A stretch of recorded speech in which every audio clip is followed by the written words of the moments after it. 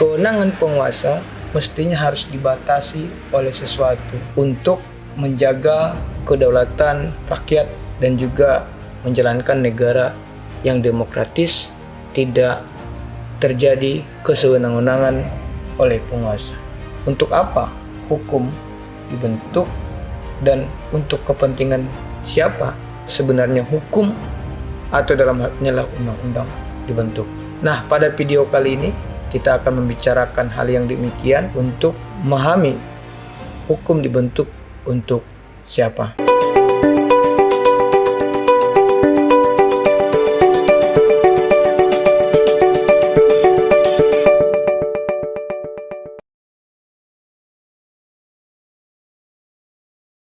Sejatinya hukum atau undang-undang dibentuk bukan untuk kepentingan penguasa, bukan untuk kepentingan politik penguasa, akan tetapi dibentuk untuk menjaga, melindungi hak-hak rakyat, untuk sebuah ketertiban di dalam negara, di dalam masyarakat, dan juga membatasi kekuasaan ataupun penguasa dalam menjalankan kewenangannya agar tidak cenderung kepada yang tiran, kepada yang otoriter atau yang absolutis. Sehingga dengan hal demikian, maka hukum sejatinya dibentuk oleh sebuah lembaga yang berwenang. Dalam hal ini, jika kita lihat dalam sebuah negara, terkhususnya di Indonesia, dibentuk oleh legislatif dan juga eksekutif. Dalam hal ini DPR dan juga pemerintah. Kemudian peradilan atau pengadilan yang kita sebut dengan jurisprudensi. Dalam bernegara ataupun berjalannya proses negara, kita pasti tentu sering mendengar bahwasanya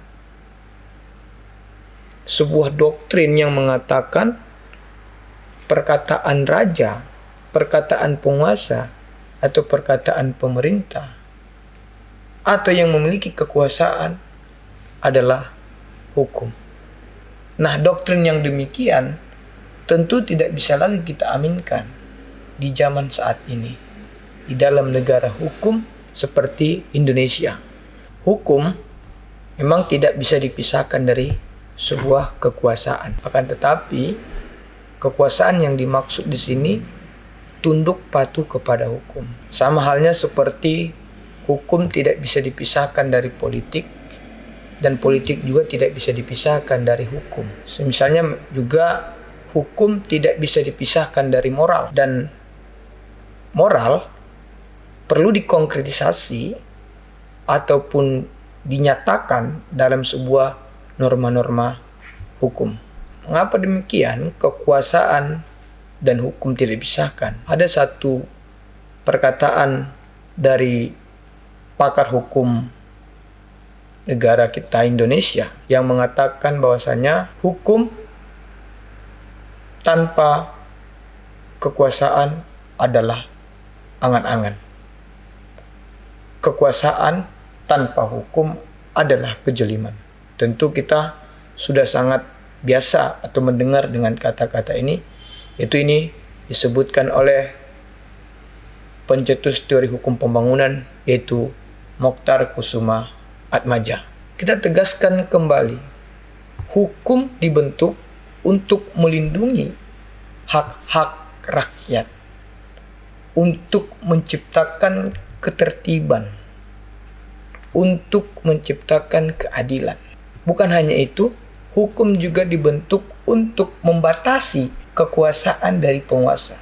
Karena jika kekuasaan yang dipegang oleh manusia cenderung jahat, sebagaimana dikatakan atau dalam sebuah adagium dari Lord Acton mengatakan bahwasanya power tends to corrupt, power absolute corrupt absolutely. Artinya dari perkataan Lord ini, kekuasaan itu cenderung korup, dan kekuasaan yang absolut ya secara absolut, maka korupnya juga absolut, kejahatannya absolut. sehingga dibutuhkanlah hukum untuk membatasi kekuasaan yang dipegang oleh manusia, dan membatasinya adalah dengan membentuk sebuah undang-undang melindungi hak-hak masyarakat, melindungi kesejahteraan, dan menegakkan keadilan.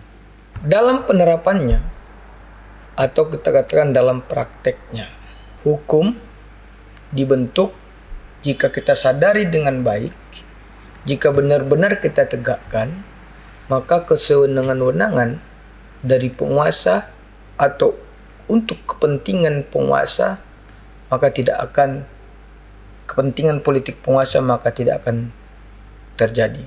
Sebagaimana yang dikatakan oleh Mokhtar tadi, kejoliman tidak akan terjadi dalam sebuah kekuasaan jika dibatasi oleh hukum.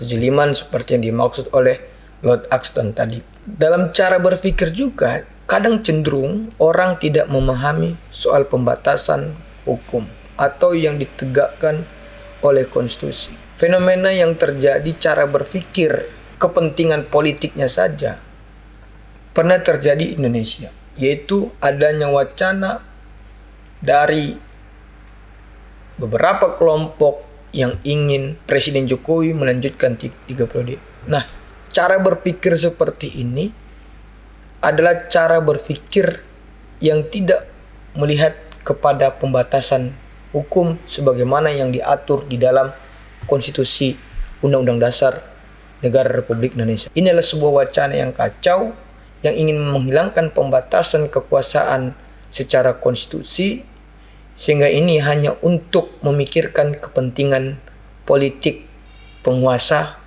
atau memperpanjang kekuasaannya. Di awal kita katakan bahwasanya hukum menjadi sumber kekuasaan. Hal ini juga ditegaskan oleh seorang pakar hukum bernama Val Avendron. Val Avendron mengatakan hukum itu menjadi sebuah kekuasaan. Dan Dili Rasjidi juga mengatakan bahwasanya dia menjadi sumber kekuasaan selain sumber-sumber kekuasaan yang lain, misalnya seperti kekuatan fisik ataupun kekuatan ekonomi. Mengapa dikatakan hukum menjadi sumber kekuasaan? Agar saat seseorang memiliki kekuasaan, memerintah, menjadi pejabat publik, menjadi pejabat umum, maka semua tunduk patuh kepada hukum. Bukan hanya penguasa sebenarnya.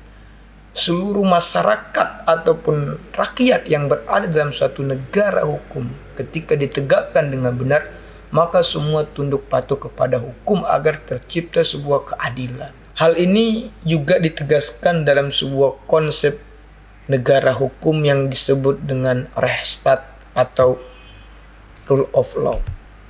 Di dalam konsep Rule of Law dikatakan bahwasanya pemimpin itu adalah hukum itu sendiri.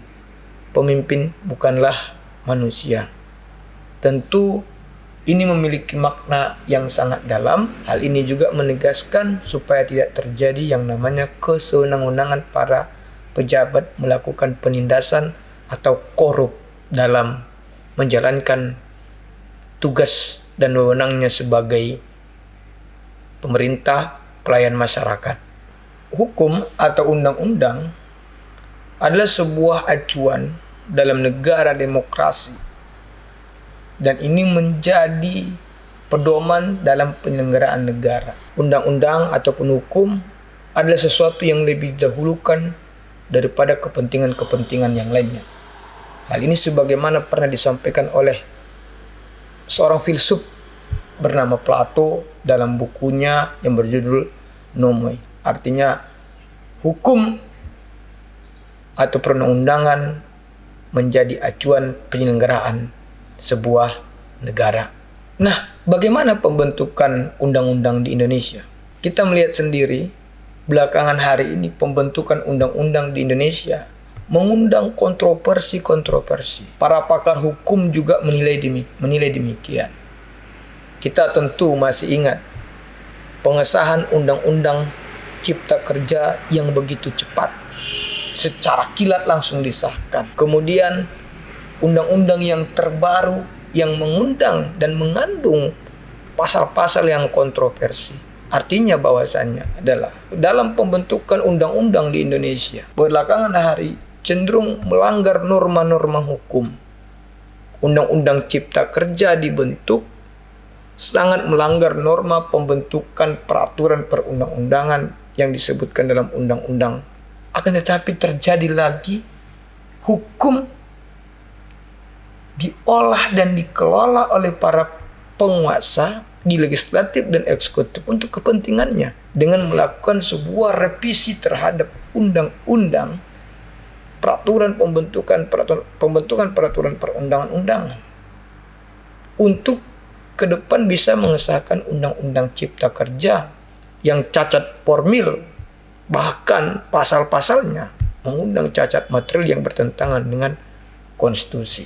Nah, bukan hanya dalam rangka melanggar norma-norma pembentukannya, pemerintah yang memiliki kekuasaan sebagai kepala negara dan kepala pemerintahan, yaitu tidak tunduk dan patuh kepada undang-undang.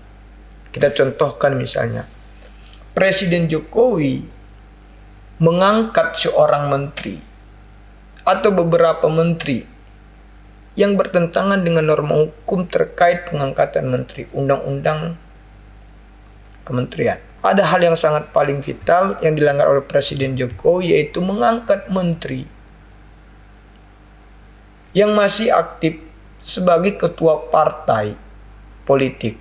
Tentu hal itu dilarang oleh norma hukum atau undang-undang mengatur tentang pengangkatan menteri, dan juga ditegaskan dalam undang-undang partai politik.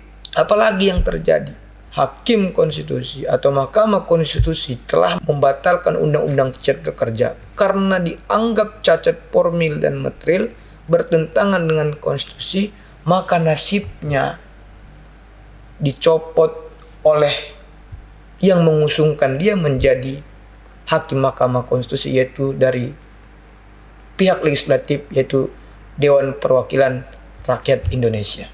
Pencopotan itu diaminkan oleh Presiden Jokowi, mengeluarkan keputusan pencopotan itu sah dan mengangkat orang lain, padahal pemecatan itu dan pengangkatan itu terhadap hakim yang baru itu sangat cacat hukum. Dalam Konstitusi Undang-Undang Dasar Negara Republik Indonesia mengatakan bahwa tidak ada pihak legislatif atau DPR berwenang untuk memecat. Bahkan Presiden sendiri tidak berhak untuk memecat jika tidak melanggar hukum. Nah, ini bisa jadi berbahaya, akan berdampak kepada misalnya Mahkamah Agung yang mengusungkan Hakim MK. Jika tidak sesuai dengan kepentingan mereka, maka nantinya bisa mereka tarik. Tidak sesuai dengan kepentingan legislatif yang akan datang, maka mereka bisa tarik lagi. Dan juga begitu dengan Presiden. Terkait mengenai Undang-Undang KUHP yang baru disahkan beberapa hari yang lalu. Pasal-pasal yang sebelumnya dituntut rakyat supaya dihapuskan ternyata masih dimasukkan lagi. Misal, terkait mengenai penghinaan presiden. Itu dijadikan menjadi alat. Undang-undang itu, hukum itu menjadi alat penguasa, alat pejabat-pejabat umum ketika merasa dihina oleh rakyat ataupun seseorang. Dalam penghinaan ini juga tidak ada penjelasan sampai di mana yang disebut dengan penghinaan. Seharusnya ada konsep-konsep atau batasan-batasan yang dikatakan penghinaan. Dengan berlakunya undang-undang itu, maka ke depan pasal penghinaan terhadap presiden, terhadap pejabat umum ataupun pejabat pemerintahan, maka akan berbahaya. Bisa dijadikan pasal yang melindungi mereka. Di sini letak bahwasanya undang-undang itu pun dijadikan untuk kepentingan politik, melindungi diri mereka. Yang seharusnya dalam teorinya adalah ketika mereka mengesahkan undang-undang, maka mereka tidak boleh berlindung di dalamnya. Karena undang-undang itu sejatinya dibuat adalah untuk tujuan yang baik, untuk melindungi hak-hak masyarakat, bukan penguasa. Karena di dalam hukum atau di mata hukum semua sama. Seperti kita kenal asas atau prinsip equality before the law. Pemerintah penguasa atau juga para pejabat politisi legislatif mesti harus sadar mereka duduk di sana untuk apa. Mereka harus ikhlas kekuasaan dan kewenangan itu dibatasi oleh undang-undang dan juga tidak membuat undang-undang ataupun kewenangan-kewenangan yang menyakiti rakyat. Karena di negara Indonesia kedaulatan itu berada di tangan rakyat, bukan berada di tangan kekuasaan, bukan berada di tangan pemerintah, bukan ada di tangan lembaga pemerintahan. Bahkan dalam konstitusi juga dikatakan Indonesia itu menganut negara hukum, bukan negara kekuasaan yang dipegang oleh seorang atau mahasiswa. Penegakan kedaulatan hukum mesti ditegakkan. Selain daripada adanya kedaulatan rakyat, maka kedaulatan hukum juga harus ditegakkan.